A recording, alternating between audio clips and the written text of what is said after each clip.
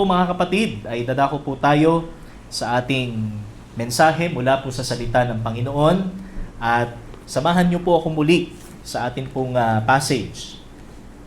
Dito po sa aklat ng 1 Peter chapter 3 o unang Pedro kabanata 3, mga talata 13 hanggang 17 or 1 Peter chapter 3 verses 13 to 17. At basahin ko po sa Tagalog bago po tayo manalangin sa Panginoon. Sige po. So, unang Pedro, kabanata 3, talata 13 hanggang 17. Sige po, sandali po tayong tumayo para po sa pagbasa ng salita ng Diyos.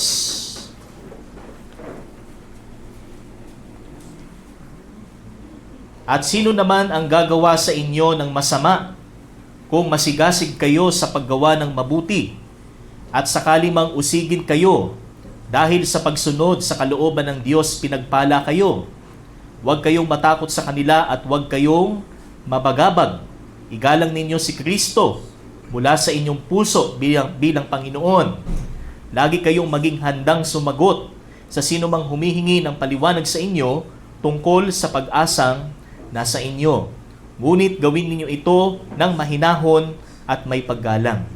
Panatilihin ninyong malinis ang inyong budhi upang mapahiya ang mga nanlalait at humahamak sa inyong magandang pag-uugali bilang mga lingkod ni Kristo.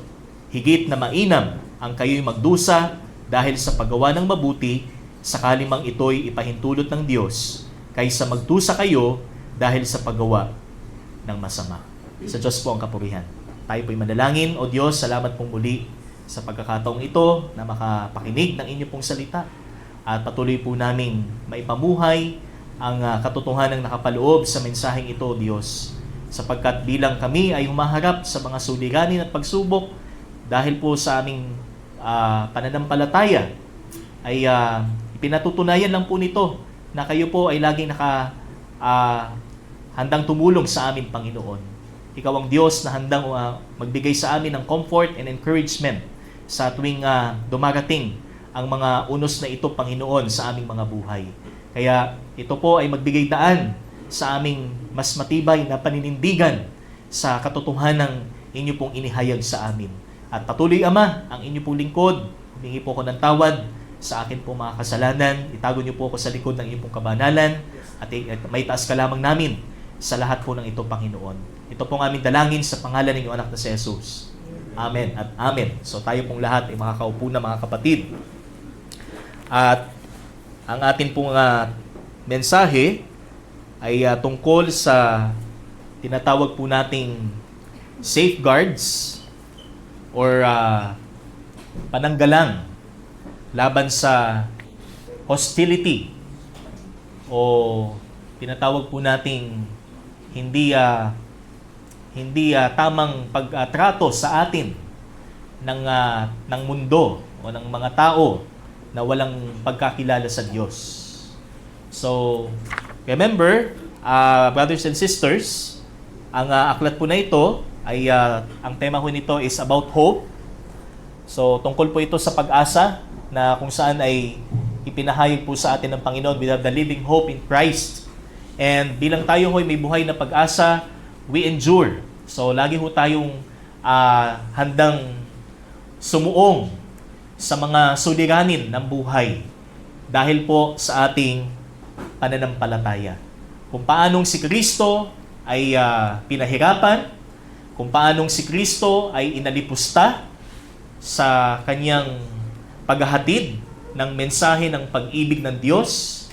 So, He just only telling us, telling the world about His kingdom. At kailangang manampalataya ang tao sa Kanya. Ano po? So, that's the only way. Sumampalataya sa Kanya ang isang tao, ang isang makasalanan upang siya ay magkaroon ng buhay na walang hanggan. But, hindi pa rin po niya, sabi nga, hindi pa rin po ginawa ng tao ang bahaging ito. At sa halip ay ang Panginoong Hesus ay namatay sa krus ng Kalbaryo. But we know na ito po ay plano po ng Panginoon. Kaya dito po sa ating mensahe, so makikita po natin ang mahalagang prinsipyo o mga bagay na dapat gawin ng isang Kristiyano upang kahit papaano ay maibsan ang banta ng hostility sa kanya habang siya ho ay nagtitiis para sa Panginoon. So we have number 1, a strong passion for goodness o ang matatag na kagustuhan sa paggawa ng mabuti o yung tinatawag nating masidhi na paggawa ng mabuti o masidhi sa paggawa ng mabuti sapagkat ang Diyos na nagligtas sa atin ay mabuti at meron din mga taong mabuti. Ano ho? So, na hindi naman ito ang daan sa kaligtasan, kundi bilang tayo ho ay niligtas, ay mas makilala ho tayo bilang mga mabubuti. Ano ho? Na lingkod po ng Panginoon. So, kahit tayo man ay alipustahin ng sandaigdigan o ng sanlibutan, kabutihan pa rin ang ating igaganti sa kanila. Amen po ba, mga kapatid? Amen. Yan. So, hindi ho tayo magtatanim ng sama ng loob at gagawin nating solusyon ang imprecatory prayer. Sasabihin natin, maipanalangin nga na ito'y mamatay na. Hindi po, no? So, hindi po address or hindi po ibig sabihin na yung imprecatory prayer is parang pahintulot ng Diyos na mangyari yung gusto natin. Ang imprecatory prayer, ibig sabihin po nito is nakikiayon po tayo sa paghihiganti ng Diyos o sa hustisya ng Diyos. So hindi ho natin inilalagay sa ating mga kamay yung gusto nating mangyari doon sa tao. So hindi po, but a strong passion for goodness and also amenability for suffering. So hindi po tayo galit o masama ang loob sa Diyos kapag tayo nagtitiis, o kapag tayo po ay may pagsubok na pinagdadaanan, sapagkat alam po natin na ito ho ay may pagpapalang hatid sa atin. So pinapaalala po ng mga pagsubok na ito na ang pangako ng Diyos ay hindi lamang dito sa mundo, kundi sa walang hanggan. Amen po ba? Amen. Sa pamamagitan ng pagsubok ay tinuturuan po tayo ng Panginoong magtiis. Sabi po ng aklat ng Santiago. Kaya sabi diyan, it brings a blessing. You are blessed. Sabi po dito sa talata. And also, it is better in God's sight. Kung loloobin ng Diyos, mas mainam sapagkat pinatitibay ho tayo at pinatatatag ho tayo sa ating buhay. Hindi ho tayo hinahayaan ng Diyos na lampa sa ating espiritu o sa ating pananampalataya. Kaya may pagsubok dahil God purpose. Sabi po nung Romans 8, to those who love God, all things work together for good. Di ba? So, to those who love God, sa lahat ng umiibig sa Diyos, ang lahat ay sa ikabubuti po natin. Okay? That's why we are amenable for suffering. And not only that in times of suffering, Christians must keep their passion for a good testimony and amenable to experience it, but as the one who suffer for the sake of righteousness, they understand, or they must understand, and submit themselves to the sovereign majesty of God or the sovereignty of God. So, isa pang revelasyon po sa atin ng kasulatan. Sa panahon po ng pagsubok, ipinapakita ng Diyos na siya ho ang may hawak ng lahat. So, He is in control of everything. So, hindi ho tayo ang may hawak. Kaya sa pagsubok, lagi ho tayong may realization na hindi ho natin kaya. Hindi ho natin kontrolado. Kasi kung kontrolado ho natin, lahat ng mangyayari sa buhay natin, pabor sa atin. Pero mas matalino ang Diyos. Yung mga bagay na hindi natin gusto, ang kanyang ipinapahintulot na mangyari sa atin. Upang ma-realize natin na siya ang mas nakakaalam ng pinakamabuti sa atin. Upang ipagbigay alam sa atin ng Diyos na mas alam niya ang hahantungan nito. Kung ang ipupursu natin ay yung gusto natin, alam na ng Diyos ang hahantungan nito sa atin. Okay? O kung anong magiging hantungan po natin doon sa sitwasyon na yon. Kaya, meron pong tinatawag tayong intervention. Or divine intervention ng Panginoon according po sa kanyang plano na merong hindi nangyayari sa atin. Okay? And iba pala ang plano ng Panginoon sa atin. Iba ang direksyon na gusto ng Diyos na tahakin po natin. So, it's because He is a sovereign God. Siya ho ay Diyos na in control of everything. At bilang Diyos, mas alam ho niya ang pinakamabuti para sa atin. Ano po? That's why dito po sa ating susunod na point, mga kapatid, in letter F, ano po? Kasi ito po ay acronym na SAVE. So doon po tayo sa letter F in verse 15. Ano po ang sabi po rito? But sanctify Christ as Lord in your hearts, always being ready to make a defense to everyone who asks you to give an account for the hope that is in you, yet with gentleness and reverence. That's why number 3, faithfulness in Christ. O yung pagiging tapat natin kay Kristo. Ano? Mahirap po tayo. Pagka halimbawa, tanungin mo tayo, ikaw ba'y tapat ngayon sa Panginoon? Ang hirap naman sumagot na, oo, ano? Di po ba? Kasi alam natin sa sarili natin, hindi tayo tapat sa Panginoon most of the time. Di ba? Or even sa kaya nating ibigay sa Diyos na katapatan, mahirap pa rin sagutin. Ano? Ang katanungang tayo ba'y tapat sa Panginoon? We only say that by the grace of God. Ano po?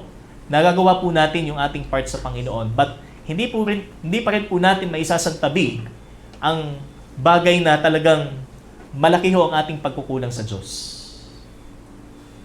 At hindi lang ho basta malaki, napakalaki. Ano? Napakalaki ho ng ating pagkukulang sa Panginoon. Kaya sometimes, pag kami pagsubok, nauuna agad yung silakbo ng ating damdamin. Sa halip na magtanong tayo na, Panginoon, paano ko po malalampasan ito? Ang una agad na tatanong natin, Panginoon, bakit? Panginoon, ano bang meron at ako'y narito sa pagsubok na ito? Yan. Bakit mo ako pinadadaan sa pagsubok na ito? Yan.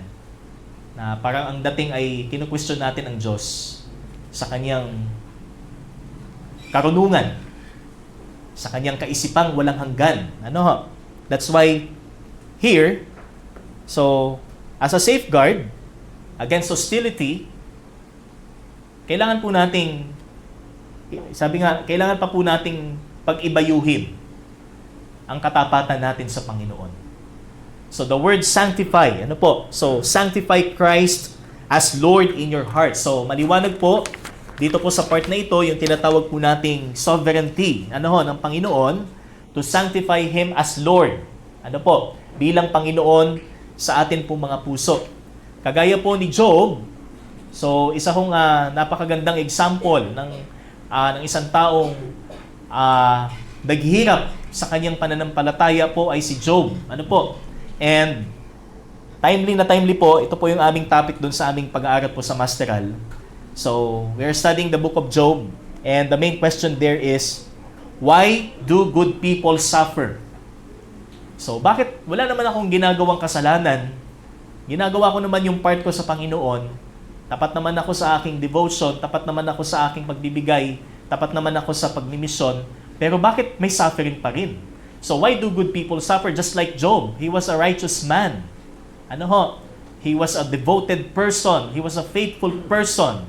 Siya ho ay taong pinagpala ng Panginoon dahil sa kanyang pananampalataya, and yet, nandoon yung permission ng Panginoon na siya ho ay mamatayan ng mga anak at magkaroon ng malubhang karamdaman, mawalan ng hanap buhay at ang lahat ng pagsubok o iba pang mga pagsubok. So, nandun talaga yung isang malaking tanong kay Job na sa kabila ng kanyang innocence, bakit naghihirap siya? Sa kabila ng innocence, bakit nagkaroon siya ng isang karamdaman na pinandidirihan? Na maaaring hindi pa rin po, sabi nga sa atin, tanong pa rin po natin yan sa atin, ano ho? Na ako naman ay nainom ng food supplement, ako naman ay hindi na kumakain ng makolesterol, pero ang taas pa rin ng aking kolesterol. Yan. Iwas na nga ako sa matamis, ang taas pa rin ng blood sugar. Di po ba? So why? Bakit ba ang hirap i-regulate? Ano? Pag pinababa mo yung isa, nataas naman yung isa. Yan. Wala nang gamot na hindi na akma sa atin. Ano po? So bakit ganon? We seek our healing. Ano po? Kagalingan And we believe that our God is healer. Ano po? So siya ay nagpapagaling. Pero sa kabila ng lahat, nandun pa rin yung sabi nga, may abnormalidad pa rin na nangyayari sa ating katawan. Di po ba? So, anong meron? Ano po? So, anong purpose ng Diyos? Bakit ganon? Bakit niya tayo dinadala sa ganong sitwasyon? So, why do good people suffer? Kahit yung mga kaibigan niya, sinasabi nila na may ginawa kang mali, kaya ka naggaganyan. Yan. So, yung tatlong kaibigan ni Job, kung kilala ho natin. So, sino-sino po itong mga tatlong kaibigan ni Job, kung alam po natin. Yan. Si Eliphaz, si Zophar, and si Bildad. Ano po? Tatlong kaibigan ni Job.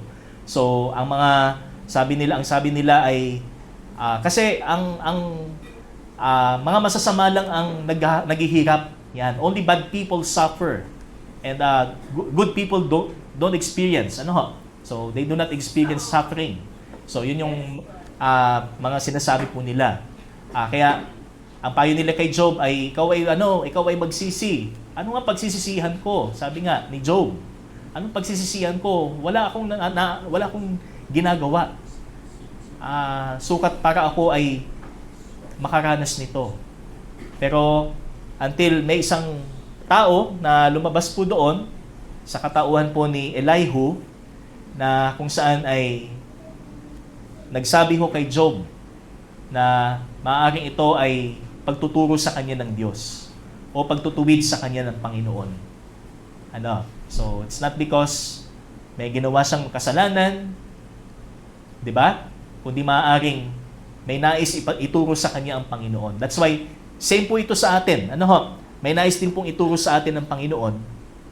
Until doon po sa huling part po ng Job, so sumagot po ang Panginoon sa kanya, and God reminded him of His sovereign control over all things.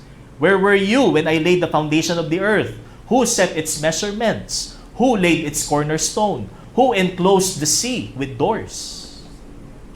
Di po ba? So the finiteness, yan, ito yung problema po natin. The finiteness of our mind to comprehend the infinite wisdom of God. Kaya madali tayong magtanong sa Panginoon. Alam niyo po ba, inhalin tulad po tayo sa isang lamok. Na maaring bilang isang lamok, nagwa-wonder ho siya at nagtatanong ho siya doon sa tao, bakit mo ba ako ini-sprayan ng insecticide? Bakit mo ba ako pinapatay? Yan. Bakit ba pagka ako ay umaali-iligid sa iyo, laging ang kamay mo ay laging handang patayin ako? Yan. Without knowing na meron silang threat doon sa kanilang dinadapuan. Ito ay maaaring mag-cause ng dengue, maaaring mag-cause ng malaria. Okay? So, ganun din po tayo. Para ho tayong lamok na hindi natin alam kung ano yung meron sa atin. Kaya ho tayo nagsasuffer. That's why, likewise, we are sufferers. We tend to ask God and impugn Him of His character without understanding that we are likely to suffer because we are under the curse of sin. As a man, bilang tao, ito po ay sumpa ng Diyos sa tao nung siya'y nagkasala.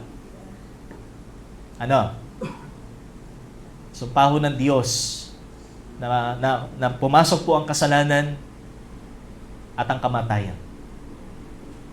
That's the tragedy ng pagpasok po ng kasalanan. Kaya meron pong paghihirap. Kaya, ang exhortation po ni Apostle Peter, so kinote po niya yung Isaiah 8:12 and 13, doon po sa ating sinundan pong talata.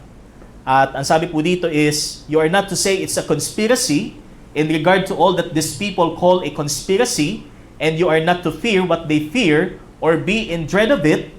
It is the Lord of hosts whom you should regard as holy, and He shall be your fear, and He shall be your dread. So yun po yung sinabi sa Isaiah 8:12 and 13. Kaya yung pong ating sinundan na text, ano pong sabi po dito? And do not fear their intimidation, and do not be troubled. Sa halip, tayo ho ay sa Diyos matakot. Kaya makikita po natin na ang suffering po, it serves as a call to reverence or to fear God. So ito po yung ating unang subpoint. We experience sufferings to fear God. Sa halip na katakutan natin ang mga tao, ang mga umuusig, ang mga banta sa ating mga buhay, kagaya po ng pinagdaanan ng mga ninuno natin na mga Kristiyano, ang katakutan po natin ay ang Diyos. So, what does it mean to fear God? Ano po?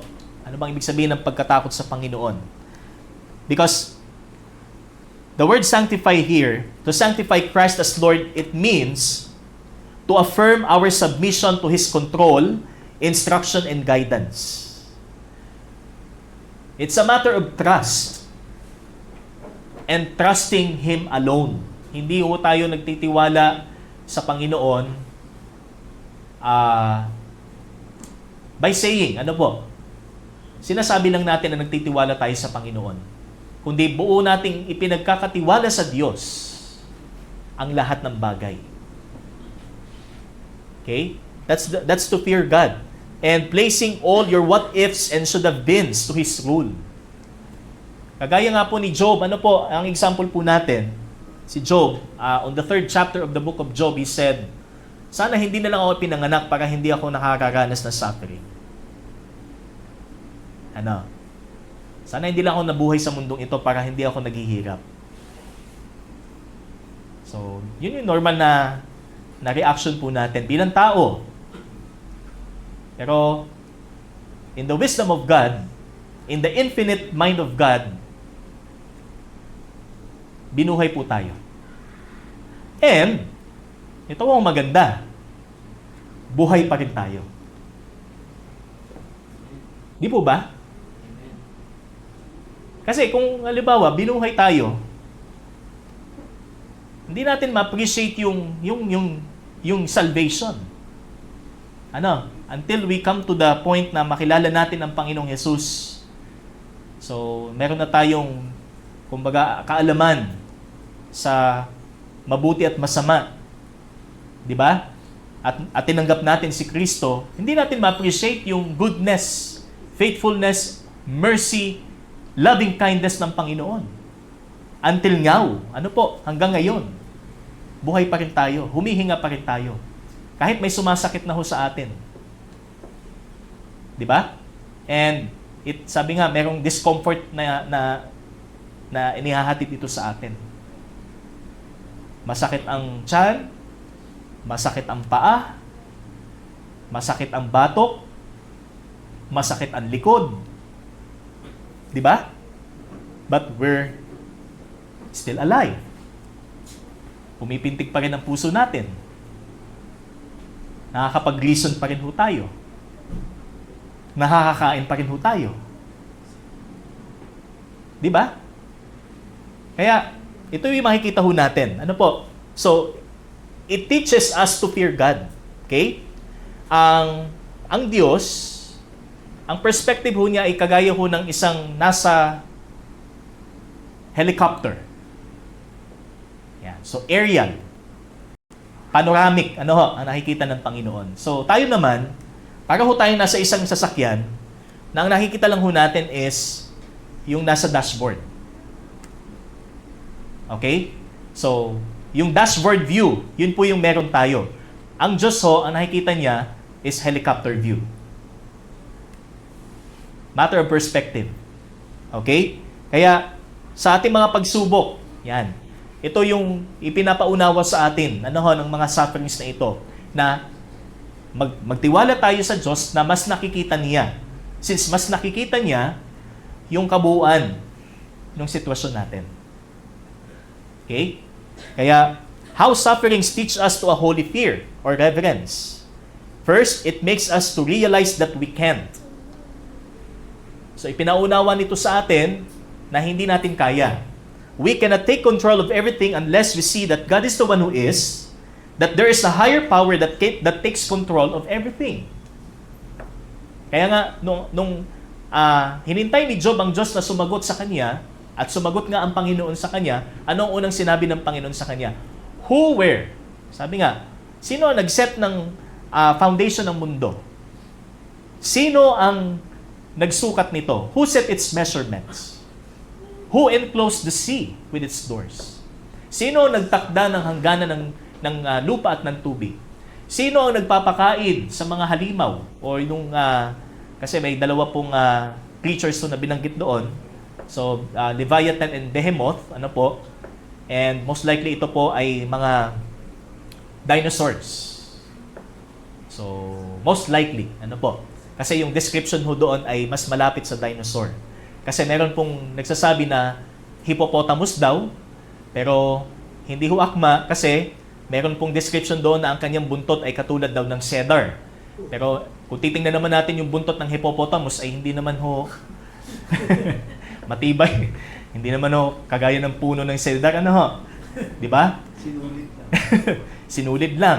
So, kaya most likely po ito ho ay dinosaurs. Yan. So, based doon sa description. So, sino ang pwedeng bumingwit? Yan, sa Leviathan, na kung saan ay bumubuga ng apoy. Yan. So, may part din pong ganon. And may nagsasabi daw po na ito daw ay dragon, which is a mythical creature, pero hindi po dragon. Kasi, possibly din po ito ay isa pang klase ng dinosaur na kung saan ay meron siyang nire-release na gas mula sa kanyang bibig na combustible. Yan. So, kaya, yun po yung makikita ho natin, ano ho, na sa kabila ng mga malalaking creatures, na ang tao ay walang kakayanang mag-feed at mag-supply ng mga pangangailangan. So, ipinakikita ng Diyos, ano ho, na siya ho ang gumagawa nitong lahat. That's why it makes us to realize that we can, and there is a higher power that takes control of everything. At ito ay walang iba kundi ang Diyos. And then second, it sharpens our vision for eternal matters. Kasi kung ang ating priority ay mga temporal na bagay lamang, kung tayo ho ay anak ng Diyos, ipaparealize sa atin ng Panginoon na anak, yan ay hanggang dito lang. Ano? At ang pagsubok ay nagsisilbing daan para i-reset ho natin yung ating mga priorities. Na kung saan ang dapat nasa una ho ay mga bagay na pangwalang hanggan. Okay? So mas tingnan natin ang mga bagay na pangwalang hanggan kaysa sa mga bagay na may hangganan. Colossians chapter 3. Set your minds on things above. Di ba? Set your minds on things which are above. Ano po? Kung saan naroon si Kristo at hindi sa mga makamundong bagay. Okay? And third, it deepens our desire for His presence. Sa panahon ng pagsubok, nandoon po yung ating desire. Ano? Yung kagustuhan po nating mamalagi sa Diyos. Mamalagi sa kamay ng Panginoon. Sa presensya ng Panginoon. Di ba?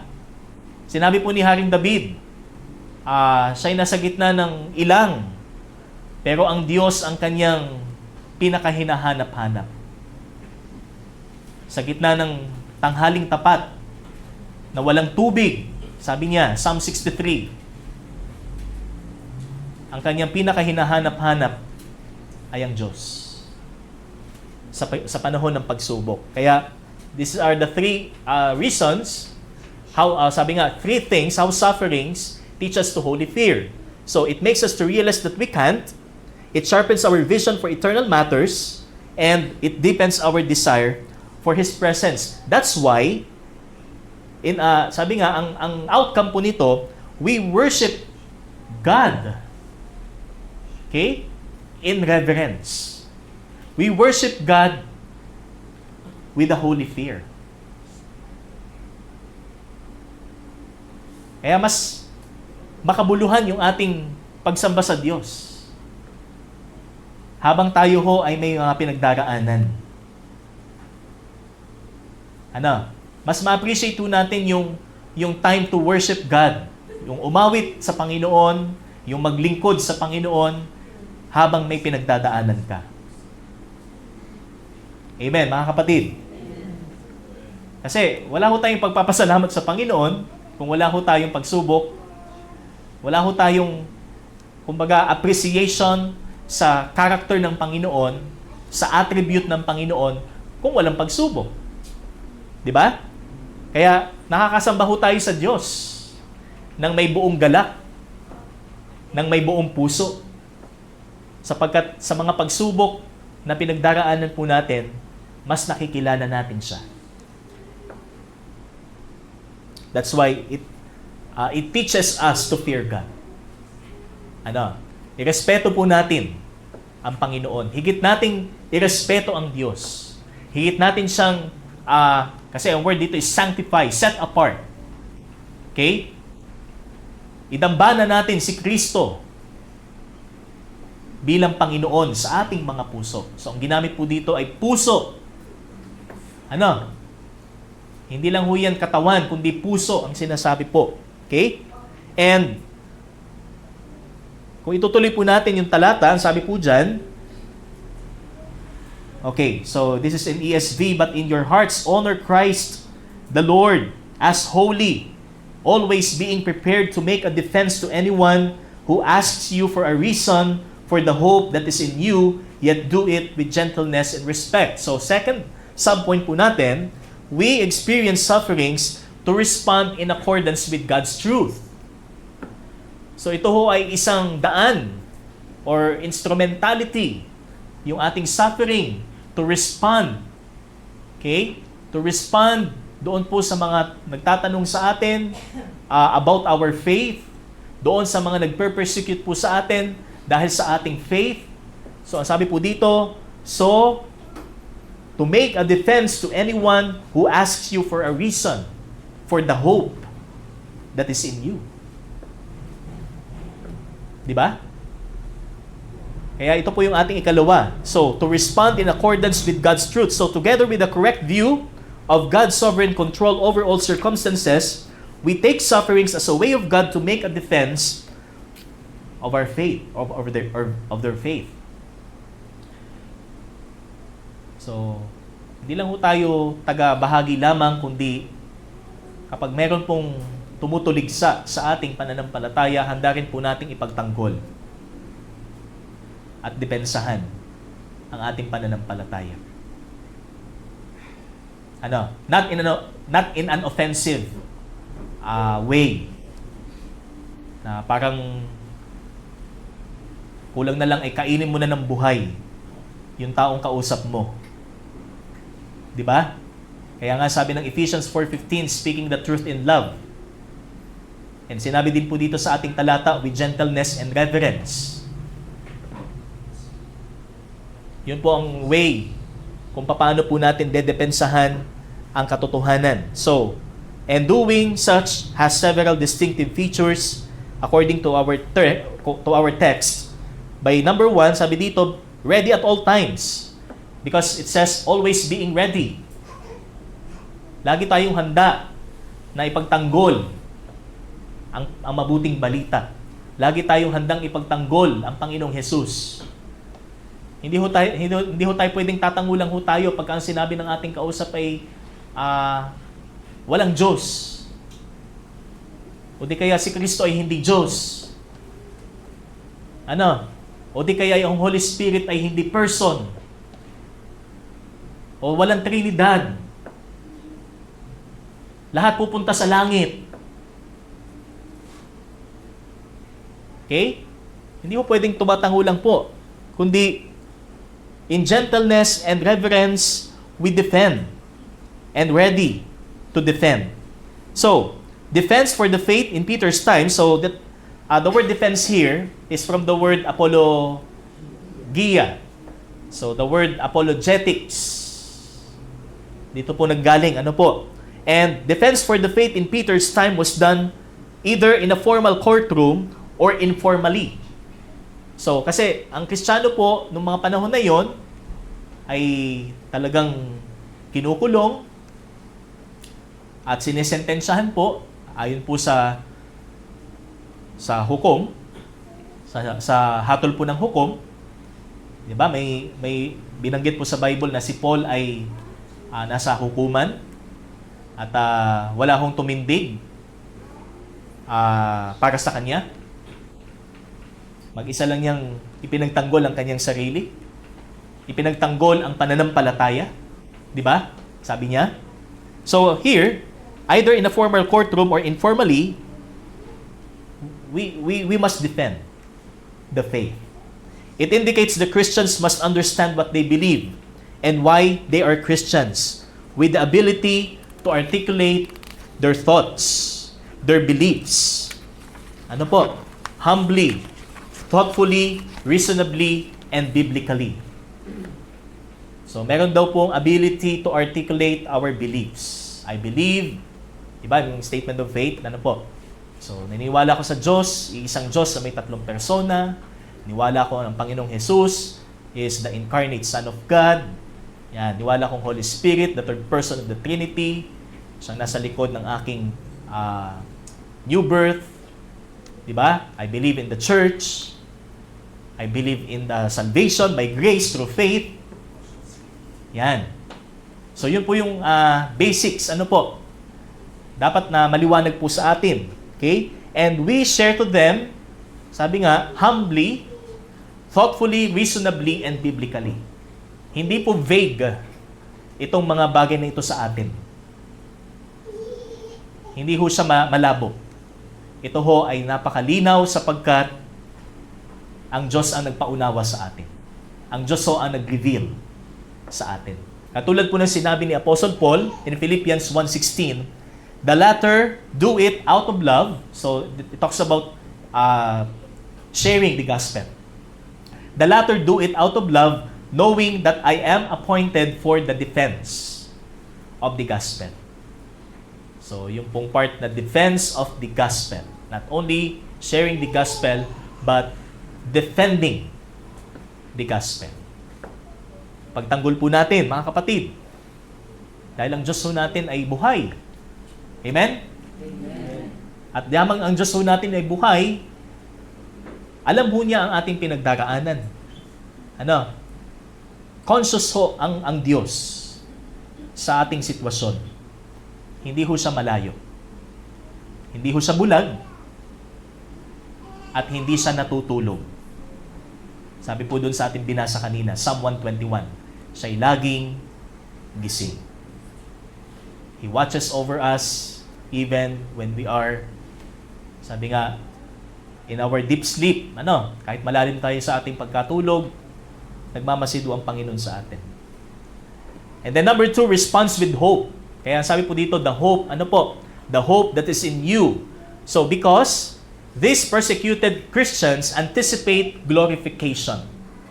And it is synonymous with the Christian faith. The word hope here is synonymous with the Christian faith, the gospel. And the gospel that saves promises our full deliverance from the presence of sin and perfection in a glorified body form. So, meron silang pag-asa na sila ay babaguhin at magiging ganap ayon po sa pangako ng ating Panginoon. May pinangahawakan sila. Kaya ganun ho sila ka-firm. Ganun ho sila, ganun ho lang ho nila i-defend ang pananampalataya. Tayo ba'y may pag-asa rin, mga kapatid? Amen. So, let us respond. Kapag merong umaalipusta sa atin, ang concern natin, makita nila yung pag-asa natin. Doon sa ating ibinabahagi. Kasi hindi naman to human wisdom. Hindi naman po ito earthly wisdom. Okay? And respectable and gentle. So, with gentleness and reverence. So, our defense of the gospel must be firm and uncompromising, but at the same time conveyed with love. That's why speaking the truth in love and having a reverential fear of God, we must respond them with the same manner. So, reverence that is with respect. Nandun pa rin yung respeto mo sa tao. Hindi yung sinisiraan mo yung tao, Yan, keso ang taong ito ay walang utak, yan, yung mga words na ganyan. So, which is very derogatory. Ano? O yung basta yung mga words na hindi katanggap-tanggap. Ano? Kasi kayo mga ganito, ganyan-ganyan. Mga nagiging natin yan before, pero kita ho natin na hindi talaga sa tama. How to defend the Word of God, how to defend the gospel. So, it should be with gentleness and reverence. Meron pa rin tayong respeto sa tao at merong kaamuan. Ano? Sabi ng Panginoon, Matthew 11:29, I am gentle and lowly in heart. I am gentle and humble in heart. If you are a follower of Christ, kung ikaw ay isang tunay na tagasunod ni Kristo, you must be also gentle and lowly. Ano? Hindi tayo arrogant na dahil alam natin ang totoo. Amen po ba? Amen. That's why here, faithfulness in Christ. So, we respond. Ano ho? Sumasagot ho tayo ng tama. Ayon po sa gusto ho ng Panginoon. Okay? And next Sunday po, last part po natin is exemplary conscience. So, to end our series. Let's pray. Salamat po, Panginoon, sa iyong salita. Tunay po na sa kabila ng mga suliranin, kayo po ay laging umaagapay sa amin. At ang pangako po ninyong pagpapala at pag-iingat ay laging nakahanda para po sa amin. Salamat, O Diyos, sa hatid na pag-asa ng iyong salita. At patuloy po kaming maka-respond ayon po sa tinuturo ng iyong salita sa mga taong nagpe-persecute o nag-challenge po yung amin pong faith na kung saan ito ay sufferings na pinagdaraanan po namin sa aming mga buhay. Tulungan niyo po kami na maipamuhay namin ang iyong salita. Purihin ka sa lahat ng ito sa pangalan ng iyong anak na si Jesus. Amen at amen. Sa Diyos po ang kapurihan.